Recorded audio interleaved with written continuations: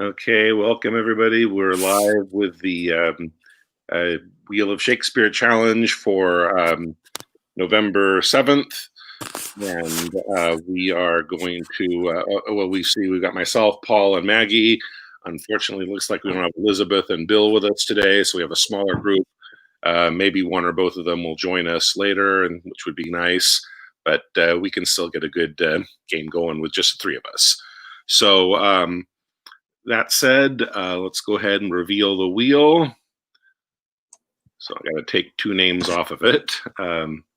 Bill and Elizabeth aren't with us currently.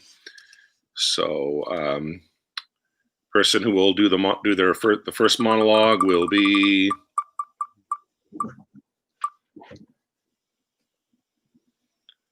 okay. So Paul's going to start us off today.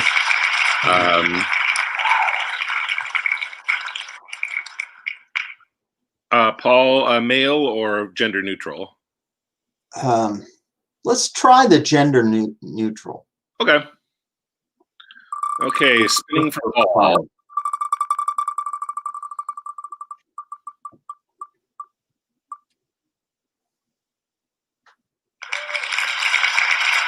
Okay, Juliet, gallop apace, you fiery-footed steeds. That's the very beginning of Act 3, Scene 2. Okay.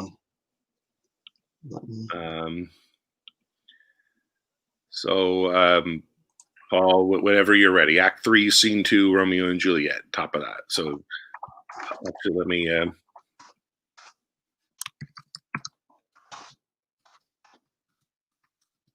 What was it again? Act 3, Scene 2. Act 3, Scene 2.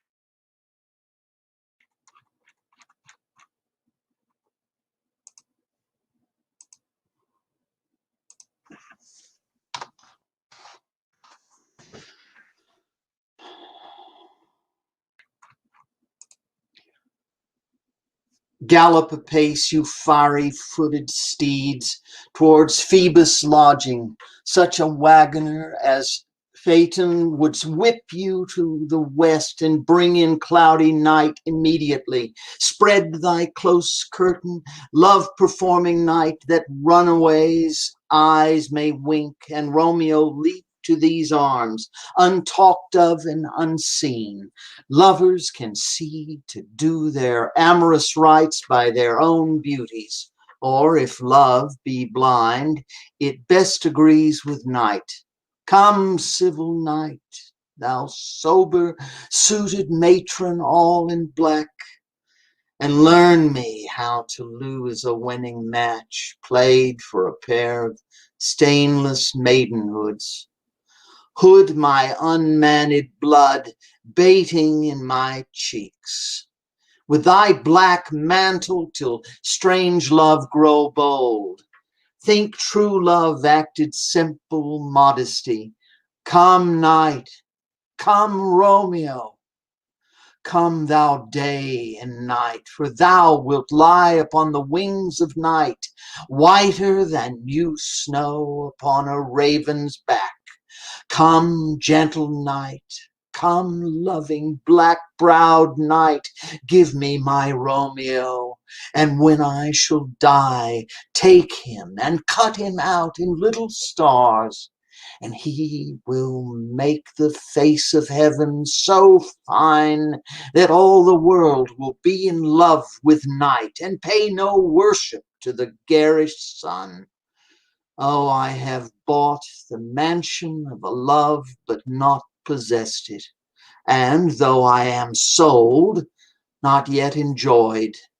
So tedious is this day, as is the night before some festival to an impatient child that hath new robes and may not wear them.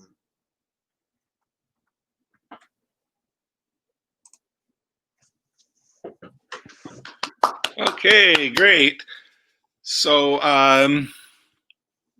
back to the wheel. For myself and Maggie, who goes next will be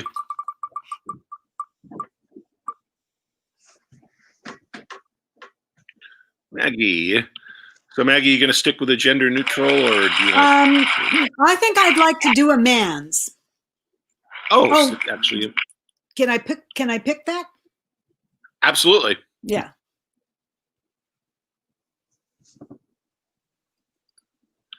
Okay, spinning for Maggie.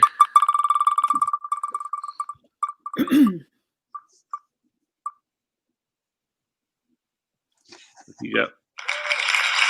Oh, Jake, it almost landed on false. I thought it was Falstaff, yeah.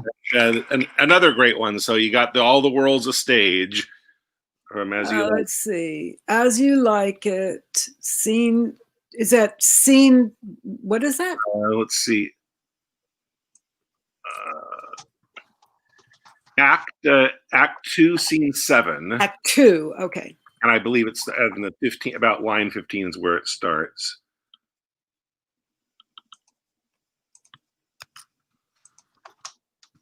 Okay. Boy, this is completely fresh for me. A fool. Hold on a second. Oh, my bad. I'm getting this set up. Okay, I'm sorry. I can't. Let's see. Yeah. Oh, there it is. All right, I think you started a little early. Yes, I did. So usually, yeah. I believe it begins with the famous line, "All the world's a stage." So take it from there. So okay. I went to that scene. You said it would be around line 50. A little bit. Let me. Because I'm Act 2. It's in the forest, and there is a Jacques, and he's got a lot of speeches. But okay, let me. Oh, you're right. I think I took you to the wrong one. Okay. You find it All the world's a stage. Isn't that from? That's not. Is that from that one? That is Jake Wees. Okay, Jake Wees is how they say it. Okay. Okay, then let me try that. Sorry if I. Since I just put that in. If you want to just do a fool, I met a fool in the forest. We can do that, since I think I misled you by putting the verse number for that. Okay, well, I just pulled up the speech. Oh, you found? Yeah, I just put that in. Okay, so yeah, that's from. Okay, let's. I'll try it. Yeah, it is from As You Like It. Okay. All the world's a stage, and all the men and women merely players. They have their exits and their entrances.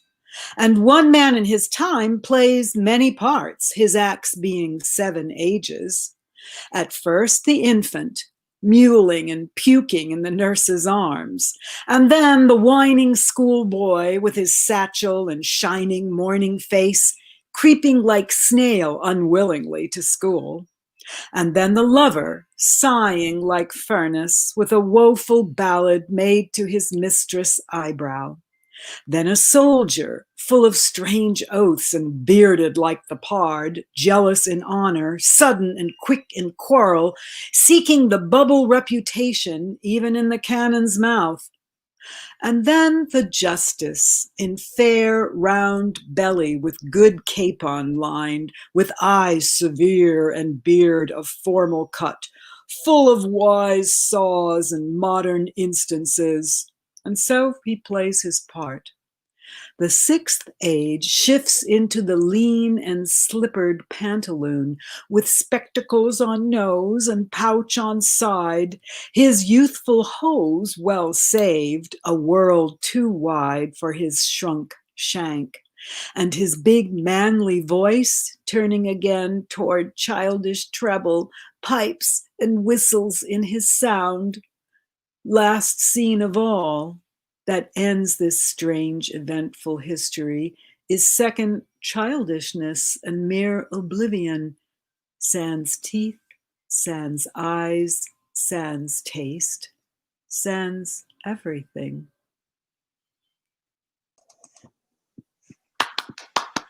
Okay.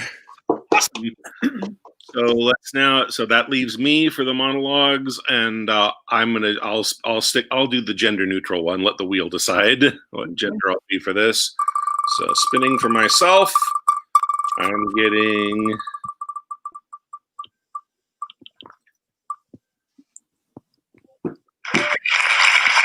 Oh, I think I better spin that one again. that wheel must be weighted. You can give it a go. You can give it a go too. Yeah, I don't know why. Someday we should do this so that everybody does the same one.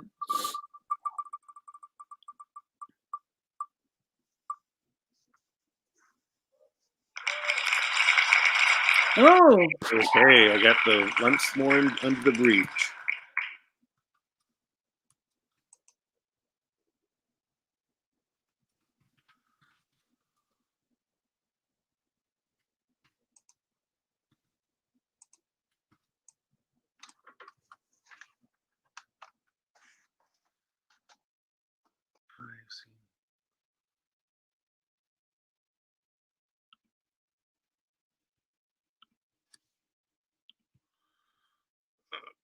Okay, give me a second here.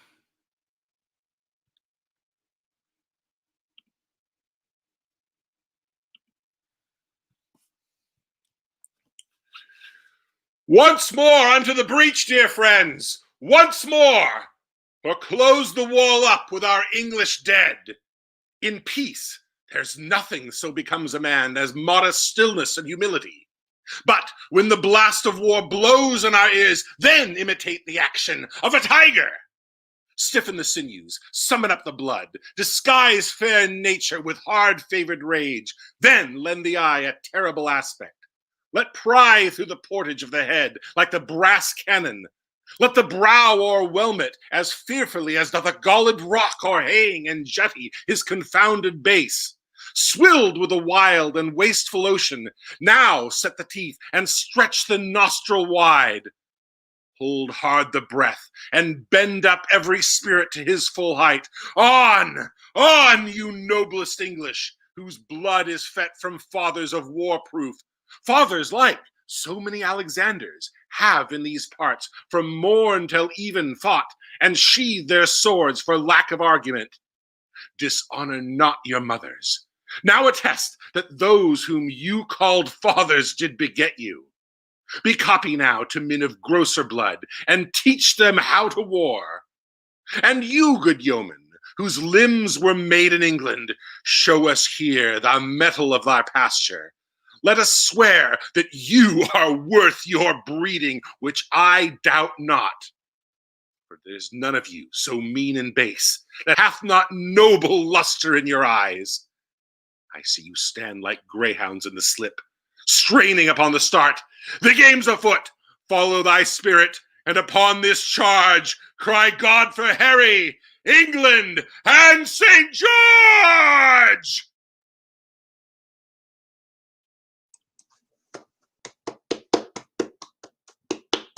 Yee! Bravo. Let's go to our death.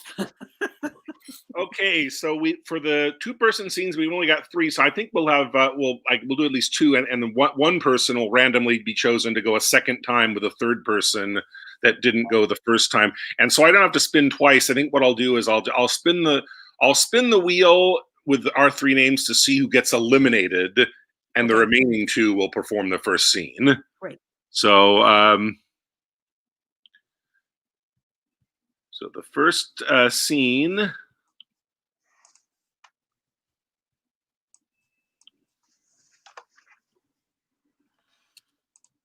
Okay, so the first scene will have all of us except Maggie. Okay, gentlemen. So, Paul and I will do a 2-male scene.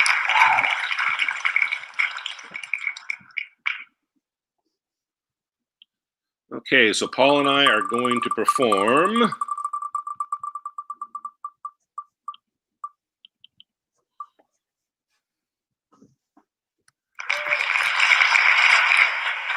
Kurt and the King in King John.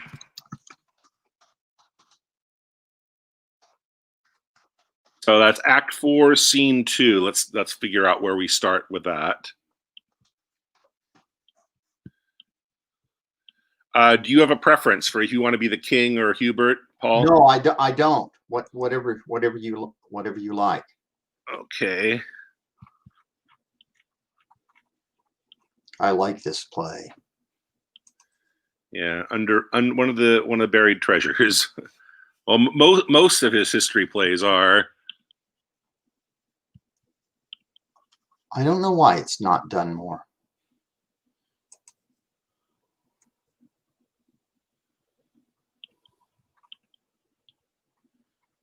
Where should we begin? Hold on. Okay. Oh, which edition are you using? I'm going online. What is it? I'm at Folgers. It's Shakespeare.mit. Oh, MIT? Okay. Yeah. But I don't think there's a significant, let's see, enter Hubert.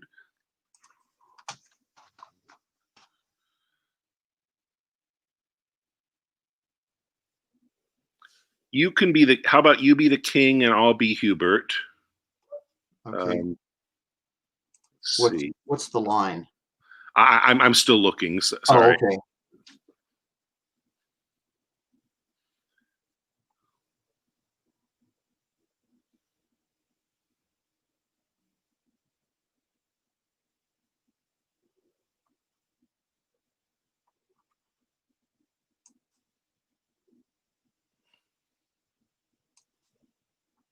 Oh, it looks like it's the end.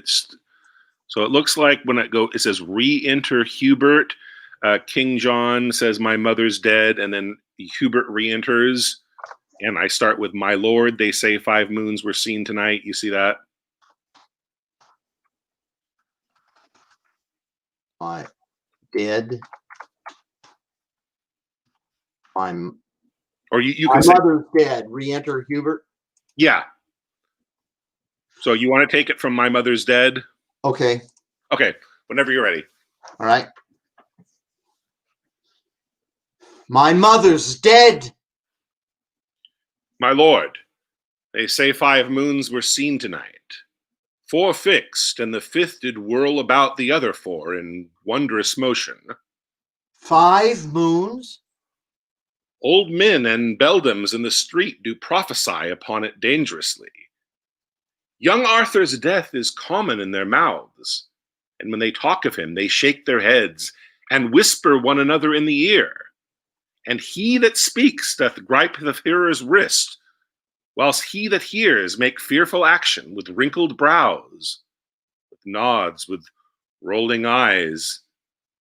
And I saw a smith stand with his hammer thus, the whilst his iron did on the anvil cool, with open mouth swallowing a tailor's news, with his shears and measure in his hand, standing on slippers, which his nimble haste had falsely thrust upon contrary feet, told of a many thousand warlike French. They were embattled and ranked in Kent.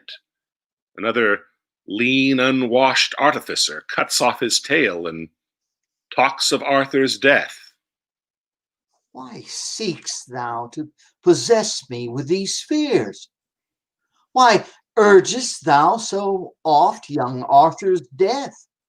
Thy hand hath murdered him. I had a mighty cause to wish him dead, but thou hadst none of to kill him. No had, my lord. Why did you not provoke me?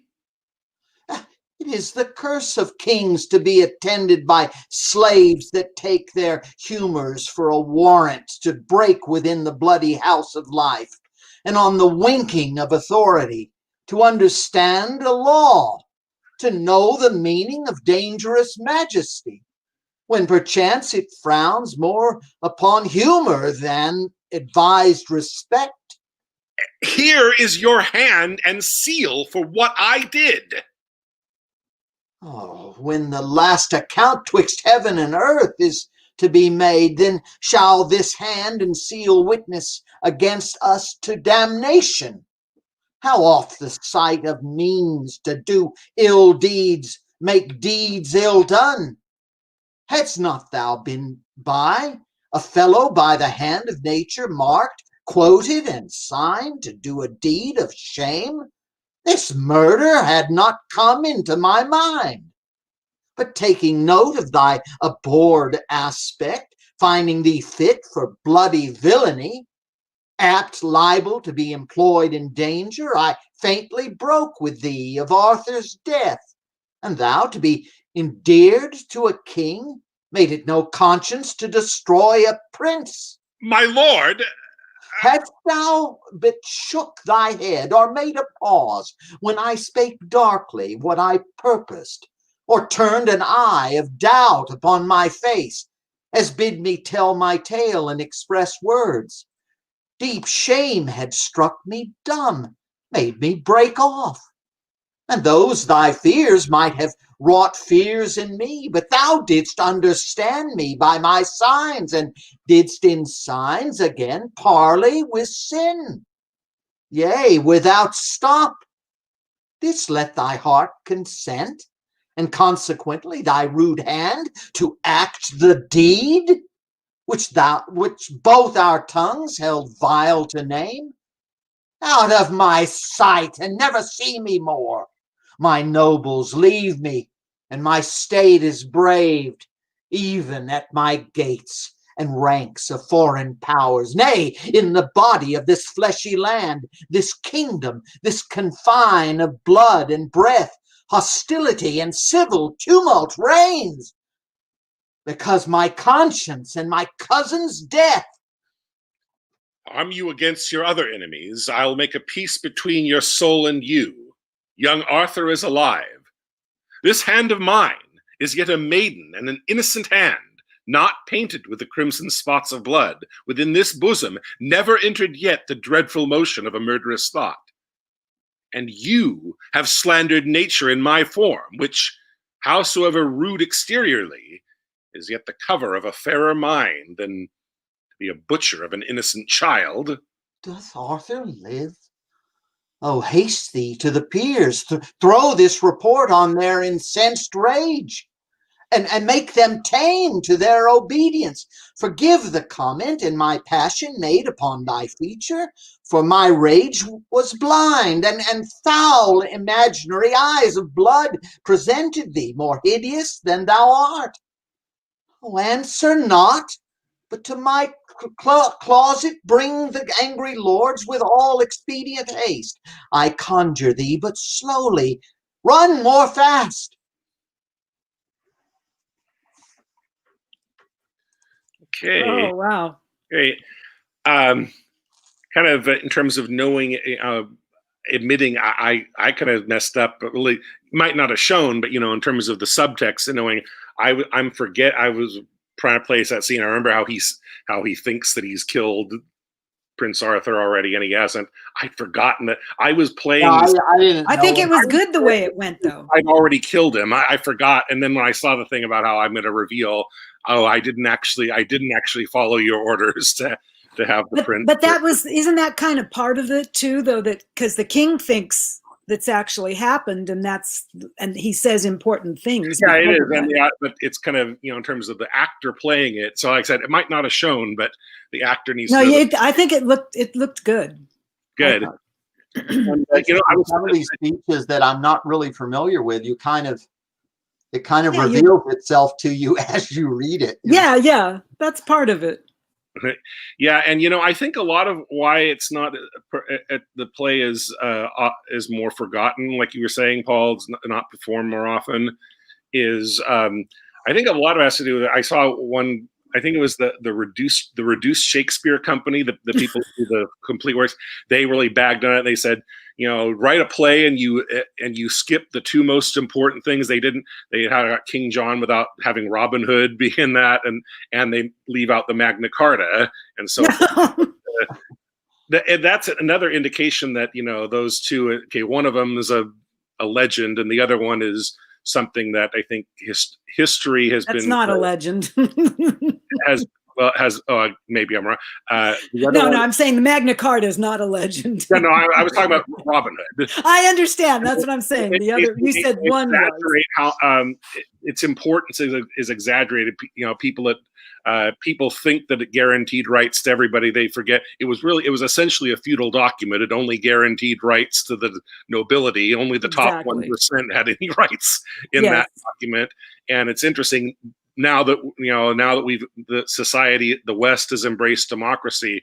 We then look back on it and we look at it as the foundation of our liberties, when actually for hundreds of years nobody looked at it that way. Well, it was the same as the Greeks. It was about the same percentage in there's Greeks a reason why Shakespeare didn't consider it important. We didn't consider it important until recently. So I think it's their prejudice of expecting a play about King John is going to be about the Magna Carta, when in reality, not until the last.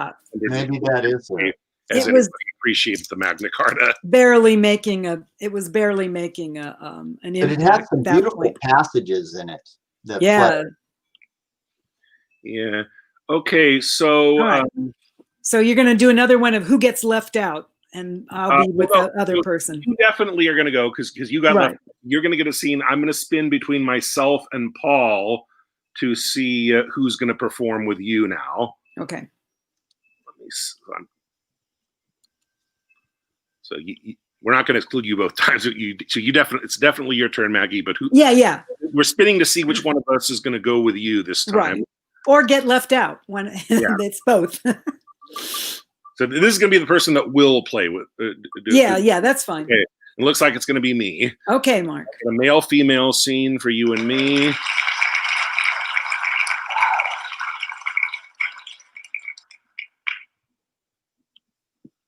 Okay.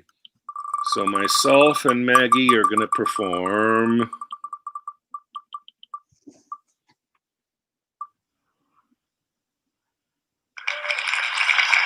Oh, all's well that ends well. The King. Okay. That's great.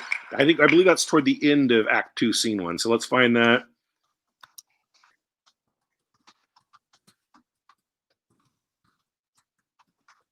Act 2, Scene 1, you said? Yeah.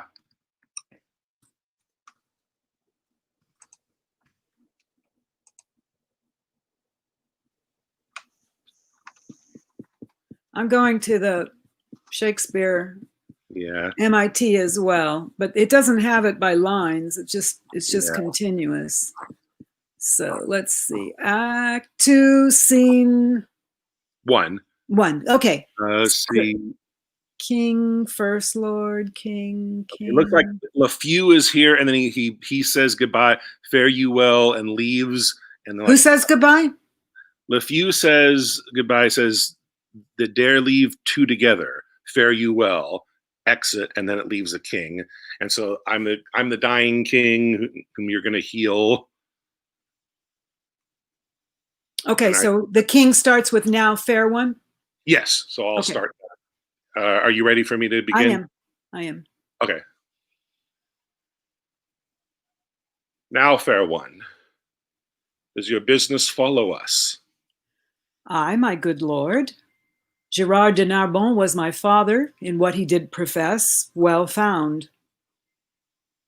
I knew him. The rather will I spare my praises towards him. Knowing him is enough. On's bed of death, many receipts he gave me, chiefly one, which, as the dearest issue of his practice and of his old experience, the oily darling, he bade me store up as a triple eye, safer than mine own two, more dear. I have so. And hearing your majesty is touched with the malignant cause wherein the honor of my dear father's gift stands chief in power, I come to tender it and my appliance with all bound humbleness. We thank you, maiden. It may not be so credulous of cure, when our most learned doctors leave us and the congregated college have concluded that laboring art can never ransom nature from her inaidable estate. I say we must not so stain our judgment or corrupt our hope to prostitute our past cure malady to empirics, or to dissever so our great self and our credit to esteem a senseless help when help past sense we deem. My duty then shall pay me for my pains. I will no more enforce mine office on you, humbly entreating from your royal thoughts a modest one to bear me back again. I cannot give thee less to be called grateful. Thou thought'st to help me, and such thanks I give as one near death to those that wish him live. But what at full I know, thou know'st no part, I knowing all my peril, thou no art. What I can do no hurt to try, since you set up your rest 'gainst remedy.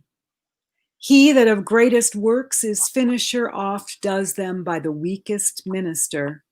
So holy writ in babes hath judgment shown, when judges have seen babes. Great floods have flown from simple sources, and great seas have dried when miracles have by the greatest been denied.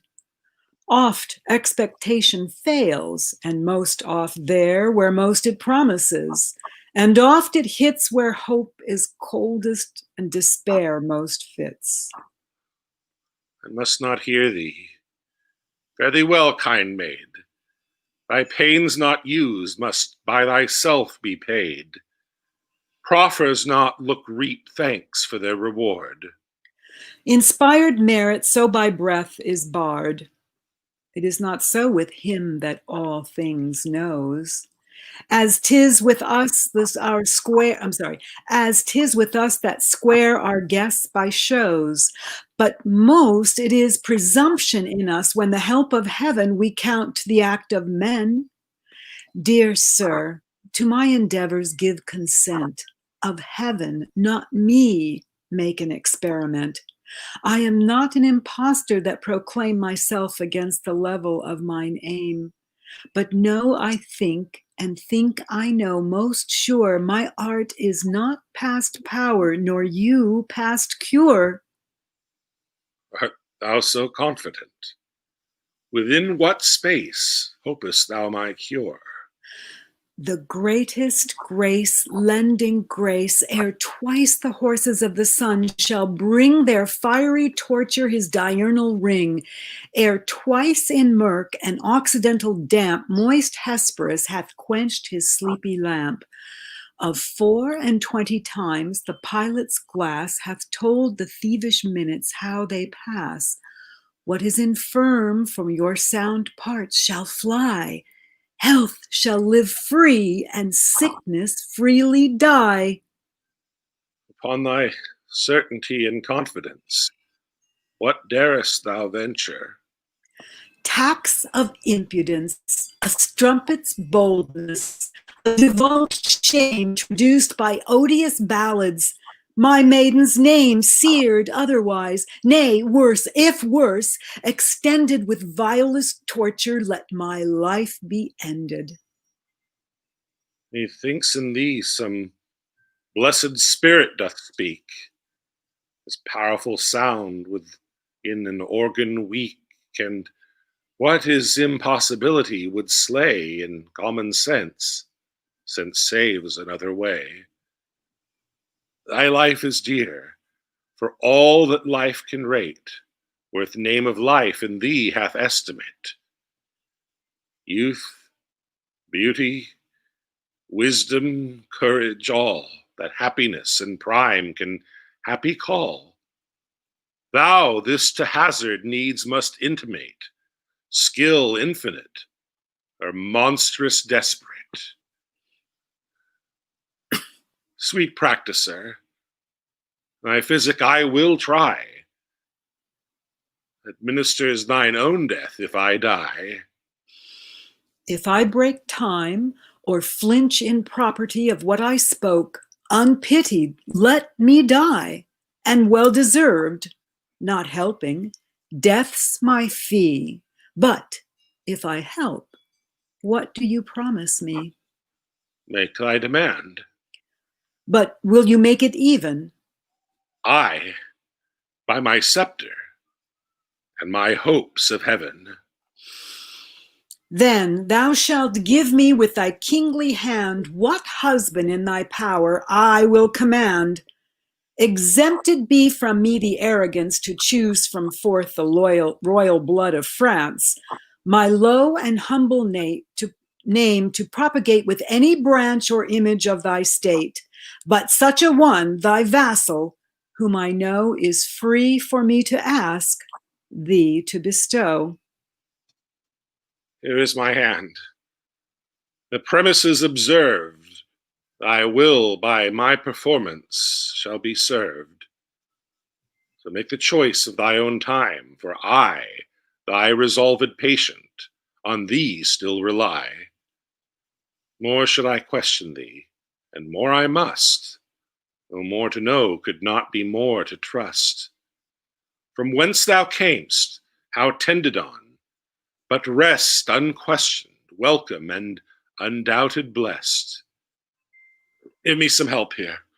Ho, if thou proceed as high as word, my deed shall match thy meed.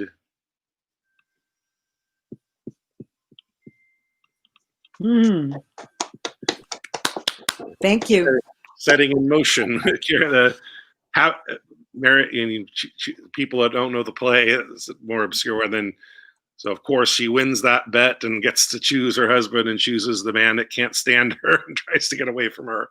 Sets in motion the craziness that ensues in the rest of the play.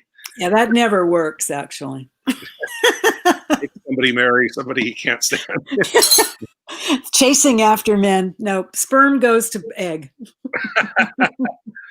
So with only 3 of us, we went through it kind of quickly. If either of you feel like doing another round, or Absolutely. Paul, are you game? Yeah. That's why we're here. We're gluttons. We'll each do another monologue and another Sure. scene. So let's back to our names.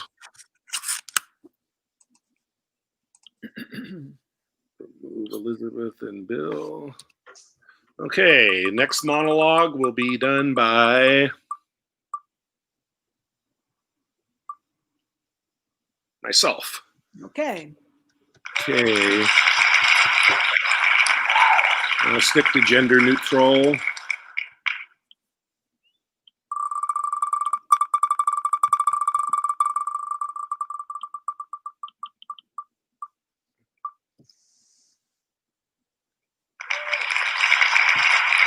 Cordelia.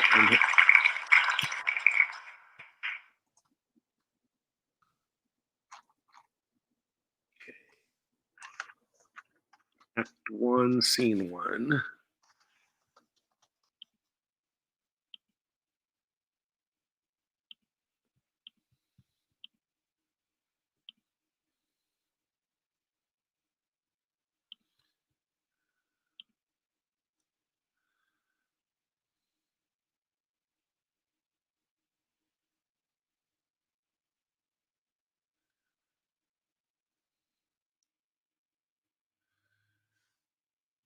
Okay.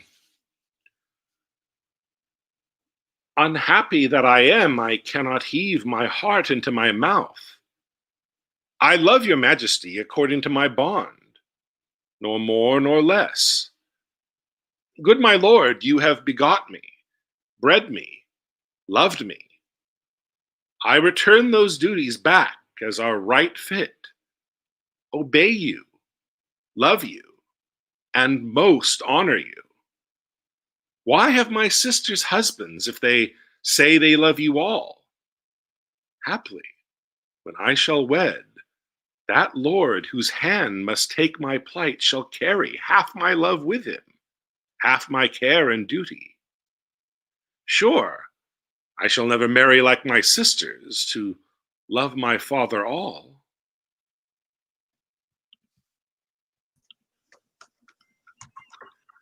Okay. Dang good logic. Good logic. Okay, so let's see.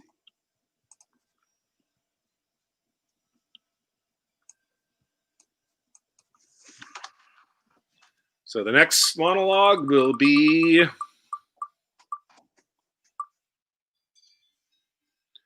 okay. Maggie's next. Okay. Wheel preference. I'll be a lady this time. Okay.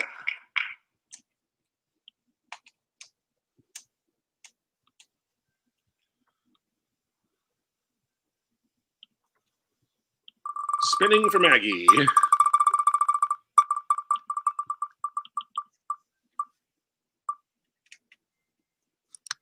Oh.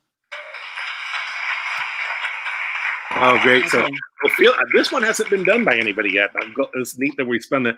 This is, I think, this is just after the "Get thee to a nunnery" go, and he walks out. He storms out on you after "Get thee to a nunnery." Right. So Act 3, Scene 1. I'm going to it's pretty short. Is that correct? I believe so. Yeah, because I just went to a site that has monologues. And she laments, "Oh, what a heart." Mm-hmm. Yeah. Okay. You found it? Yes, I have. Okay. All right. Oh, what a noble mind is here o'erthrown. The courtiers, scholars, soldiers, eye, tongue, sword, the expectancy and rose of the fair state, the glass of fashion and the mold of form, the observed of all observers, quite down. And I, of ladies most deject and wretched, that sucked the honey of his music vows, now see that noble and most sovereign reason, like sweet bells jangled, out of tune and harsh, the unmatched form and feature of blown youth blasted with ecstasy. Oh, woe is me to have seen what I have seen, see what I see. Scene. Thank you. Awesome. So Paul, which wheel did you want to? Let's do the gender neutral. Okay, that's Good one. for you. Okay, so Paul will be doing.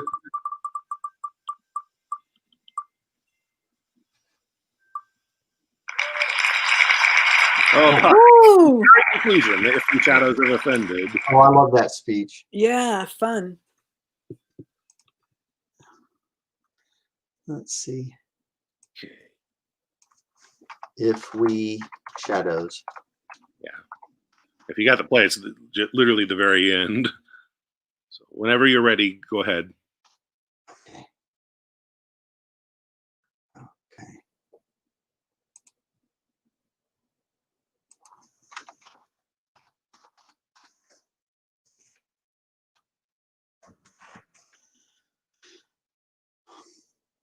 If we shadows have offended, think but this, and all is mended, that you have but slumbered here while these visions did appear, and this weak and idle theme, no more yielding but a dream. Gentles, do not reprehend, if you pardon, we will mend. And as I am an honest puck, if we have unearned luck now to scape the serpent's tongue, we will make amends ere long. Else the puck is a liar call, so good night unto you all. Give me your hands, if we be friends, and Robin shall restore amends.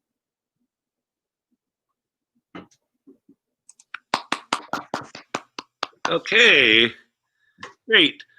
So for the second round of scenes, again, we'll spin to see which person is not in the first scene. So the next scene we're going to do will be keeps being Maggie who gets excluded Once again. So it'll be And I think we'll do for the second, the next scene, since I was the one that paired up with you for a male-female scene the second time around. Next, we'll do myself and Paul, and then we'll do you and Paul. So he'll be the one that gets paired with you the next time. Perfect. So the one that. Okay, so let's get the.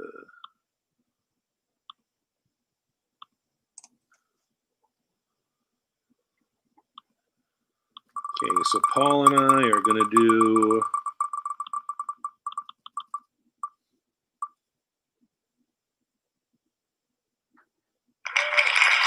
Oh, the Antony and Cleopatra, where this Eros, the slave, the suicide scene where he orders Eros to kill him. That's a great scene that I just. Act 4, scene 14.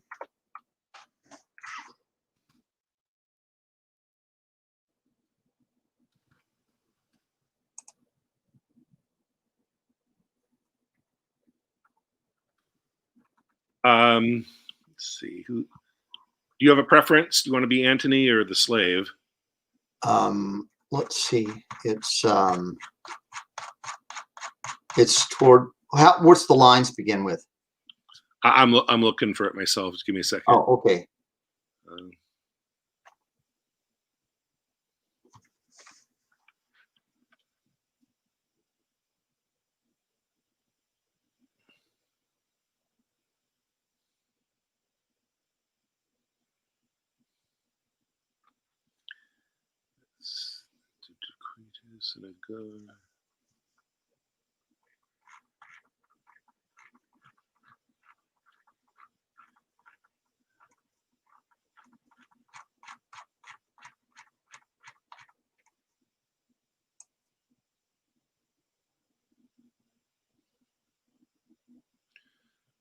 Okay, so Eros exits, and Antony is going to, I will o'ertake thee, Cleopatra, and then it says re-enter Eros. We could go from when Eros re-enters, or I'm thinking, I think Antony should start with I will o'ertake thee, or Cleopatra when Eros exits the first time, is a short little monologue, and then Eros re-enters. Okay. Which do you prefer? I'd kind of like to do it with Antony, but if you both go ahead, take that then. We'll spin for it if you want. No, go ahead. That's fine. Okay. And I'll be Eros. Okay, so.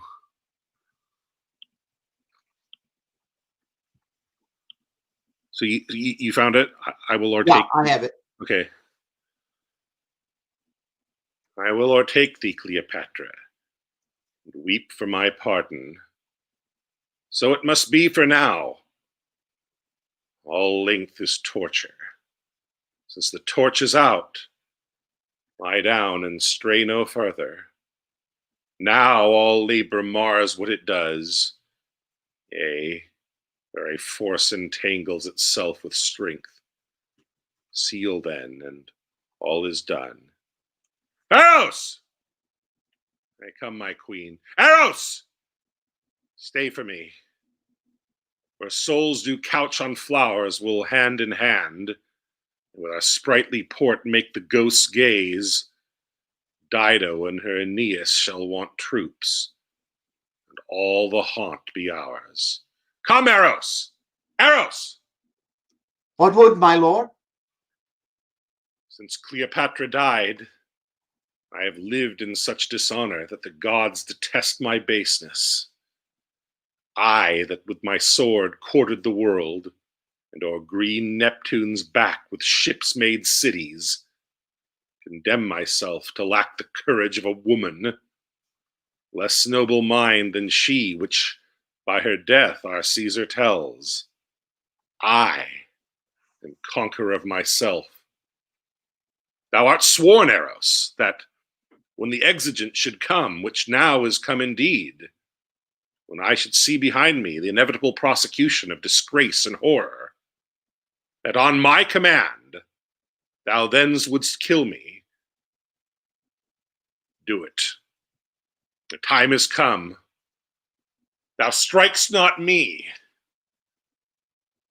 'Tis Caesar thou defeat'st. Put color in thy cheek. The gods withhold me. Shall I do that which all the Parthian darts, though enemy, lost aim, and could not? Eros, wouldst thou be windowed in great Rome, and see thy master thus with clenched arms, bending down his corrigible neck, his face subdued to penetrative shame, whilst the wheeled seat of fortunate Caesar, drawn before him, branded his baseness that ensued? I would not see't. Come then, for with a wound I must be cured. Draw that thy honest sword, which thou hast worn more useful for thy country. Oh, sir, pardon me.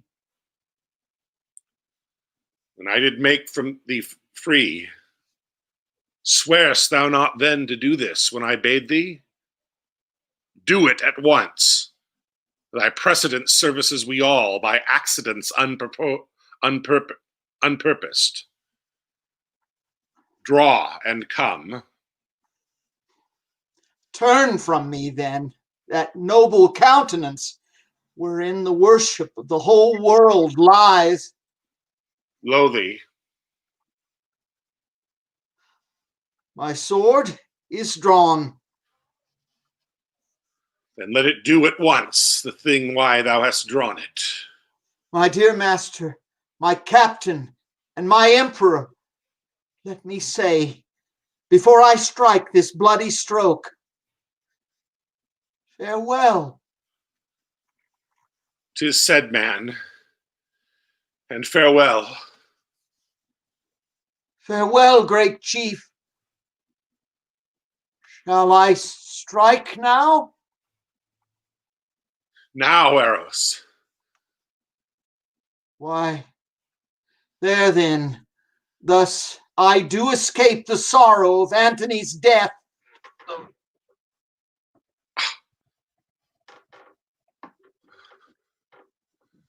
Thrice nobler than myself. Thou teachest me, O valiant Eros, what I should, and thou couldst not. My queen and Eros have by their brave instruction got upon me in nobleness and record. But I will be a bridegroom in my death, and run into it, as to a lover's bed. Come then, and Eros, thy master dies thy scholar, to do thus. I learned of thee. How? Not dead? God, oh, dispatch me.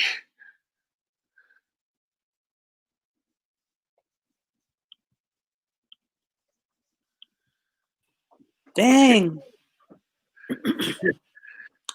Okay. So it will now be, so for our, we'll wrap up with one more scene. It'll be Paul and Maggie this time. Great. So switch to the one male, one female scene. So Paul and Maggie will perform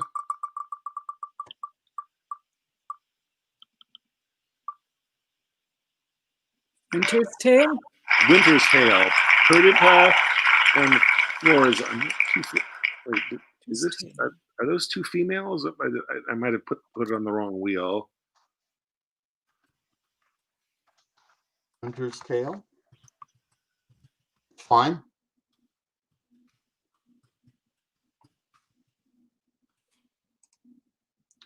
Four. I think it is two women. Yeah, maybe. I think I must have put that on. Should I spin again? That's Yeah. okay. We can do it. Well, yeah. I Paul's up for it. I'm fine. Okay, Paul's I up don't for- mind. I'll play a woman. Shakespeare's always good. That's the It's right. truth. But I'll make if it's wrong. I don't know. I admit I don't know that play too well. I'm forgetting who these characters are. I might be wrong, but I think they're two women. In which case I will want to move it before next week because the two females wheel is the one that there's such a lack of good scenes for two females, and if there's one more that I can put on there, I'll definitely do it. So I wouldn't mind being Florizel. okay, so Maggie wants Florizel, and that makes Paul Perdita. Is that's and it just starts. It starts at the beginning. Then there's some other people who come in. Oh, good. So it starts at the beginning. That makes it easier. Oh, okay. And then some other characters come in, and that's when we'll be done. Okay. Okay. So you guys are whenever you guys are ready, go take it away. Tell me when, Paul. Whenever you want. Oh, you've got it? Yeah. These your unusual weeds to each part of you do give a life. No shepherdess, but Flora peering in April's front. This your sheep shearing is as a meeting of the petty gods, and you the queen on't. Sir, my gracious lord, to chide at your extremes it not becomes me. Oh, pardon that I name them. Your high self, the gracious mark of the land, you have obscured with a swain's wearing, and me, poor lowly maid, most goddess-like pranked up. But that our feasts in every mess have folly, and the feeders digest it with a custom. I should blush to see you so attired, sworn, I think, to show myself a glass. I bless the time when my good falcon made her flight across thy father's ground. Now Jove afford you cause. To me the difference forges dread. Your greatness hath not been used to fear. Even now I tremble to think your father by some accident should pass this way as you did. Oh, the fates! How would he look to see his work so noble, vilely bound up? What would he say? Or how should I in these my borrowed flaunts behold the sternness of his presence? Apprehend nothing but jollity. The gods themselves, humbling their deities to love, have taken the shapes of beasts upon them. Jupiter became a bull and bellowed, the green Neptune a ram and bleated, and the fire-robed god golden Apollo a poor humble swain as I seem now. Their transformations were never for a piece of beauty rarer, nor in a way so chaste, since my desires run not before mine honor, nor my lusts burn hotter than my faith. Oh, but sir, your resolution cannot hold when 'tis opposed, as it must be, by the power of the king. One of these two must be necessities, which then will speak that you must change this purpose, or I my life. Thou dearest Perdita, with these forced thoughts, I pray thee, darken not the mirth of the feast. Or I'll be thine, my fair, or not my father's. For I cannot be mine own, nor anything to any, if I be not thine. To this I am most constant, though destiny say no. Be merry, gentle, strangle such thoughts as these with anything that you behold the while. Your guests are coming, lift up your countenance, as if it were the day of celebration of that nuptial which we two have sworn shall come. O Lady Fortune, stand you auspicious. See, your guests approach. Dress yourself to entertain them sprightly, and let's be red with mirth. So I had that wrong. That's a guy. So yeah, okay. So I guess I apologize to the viewers if it got a little crazy there. My not recognizing the scene that I put on my own wheel. Although I admit I researched online for what people said were the best scenes, and I'm glad that I didn't spin that when it was my turn, because I admit I'm not too familiar with the Winter's Tale. But if I had spun it, hey, that's part of the game for the people that are watching for the first time. That's part of the game. You might spin something that you're not as familiar with, and we want to see that you're as comfortable with Shakespearean verse and so forth that you can just jump right into it. And I felt bad that I didn't, because we just read this in another session thing, and I missed who that was. I played the man, but anyway. Yeah, well, that's fine. It was fine, yeah. Finger bending is part of it, but I'm going to need to, as soon as I sign off, I'm going to remind myself who these characters are. I remember the major plot, obviously the jealous, the king, yeah, that was, and King Leontes, but some of the minor characters, like I can't remember where the subplots and so forth were. Well, that was his son who. Now it's got me curious. Yeah. Oh, that's it. No, that's his. That was his friend who he thought was, getting it on with his wife, and that's his son, and then his daughter. I mean, the friends. Yeah, anyway. Right now, I remember. Yeah, but I should have recognized it right away. Yeah. Well, anyway, glad we did 2 rounds. Thank you. We missed Bill and Elizabeth this time. Wish they could have joined us, but I think we still did admirably well with just the 3 of us. It was still a lot and we got to do 2 rounds, and I'm glad that we did it. Hope to see you again next week, and hope they rejoin us. We can get more other people watching. If you watched this and enjoyed it and you'd like to join as a participant sometime soon, just message me, and we'd love to have you. So see you guys next week with the Wheel of Shakespeare Challenge. Bye. Bye.